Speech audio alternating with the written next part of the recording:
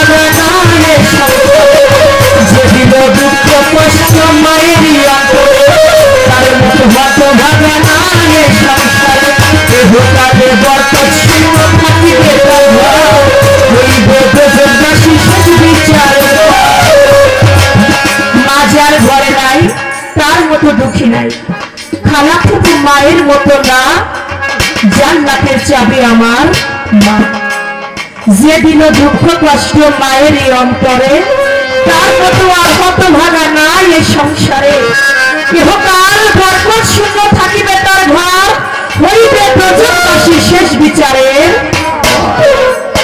আমার আল্লাহ নবী বলেছেন আমি আমার জীবনে দুটি কাজ করতে পারি নাই একটি হচ্ছে আমার বাবার খেদমত দ্বিতীয়টি হচ্ছে আমার মায়ের খেদমত কেউ যদি মক্কা মদিনার ইমাম হয় সেও আমার আল্লাহর জান্নাত পাবে না যদি বাবা মায়ের মনে তিল পরিমাণ দুঃখ কষ্ট করে দেয় একদিন কিছু সাহাবারা গিয়ে বলতেছে ইয়া রাসূলুল্লাহ কোন কর্ম করলে আমরা জান্নাত পাবো আমার দয়া নবী বলতেছেন তোমরা জান্নাত চাও বলে তারপরেও আপনি বলেছেন মায়ের পায়ের নিচে জান্নাত, তাহলে আমরা কোন কর্ম করলে আমরা জান্নাত পাবো এটা যদি আপনি বলতেন।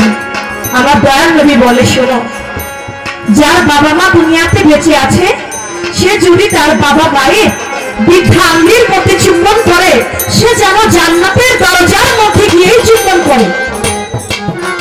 বলে, ইয়া রাসূলুল্লাহ, আমার তো বাবাও নাই, আমার তো মাও নাই, আমি কোথায় চুম্বন করব?